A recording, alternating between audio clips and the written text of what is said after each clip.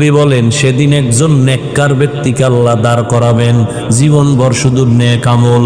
হঠাৎ করে যখন তার কিছু হালকা পাতলা গুনাহ আমল নামায় ওজন দিবে, দেখবে নেকের পাল্লা ভারীতে একটা নেকের মাত্র অভাব আছে। একটা নেক হইলেই সে জান্নাতে চলে যাবে। আল্লাহর বান্দাকে আল্লাহ বলবেন, দেখো তো তোমার আত্মীয় স্বজন আছে, একটা নেক নিয়ে আসো, যাও।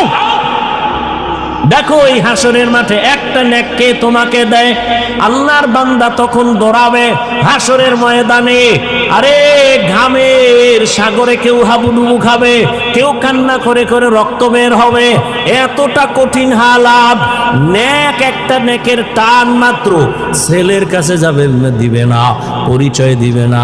হঠাৎ কইরা একজন আল্লাহর বান্দা বলবে, এই দাঁড়াও, তুমি দৌড়াও কেন?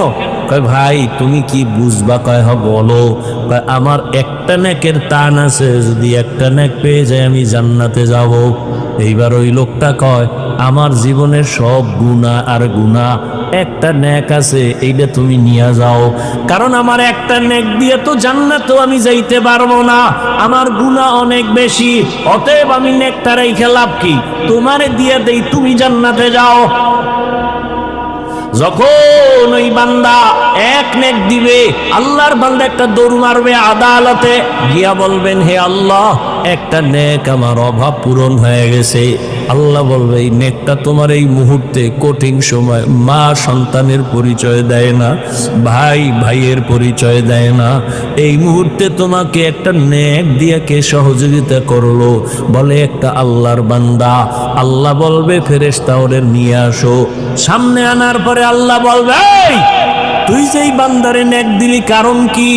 বান্দা চোখের পানি ছেড়ে বলবেন, হে মালিক, আমার সব গুনাহ ছাড়া কোনো নেক আমার নাই, একটা নেক মাত্র আমার আছে। আমি এই নেক দিয়ে দেখলাম আমি জান্নাতে যাইতে পারবো না, কিন্তু আবার এই নেক যদি করে দেই আমার ভাই সে জান্নাতে চলে যাবে, আমি তো জাহান্নামেই যাব।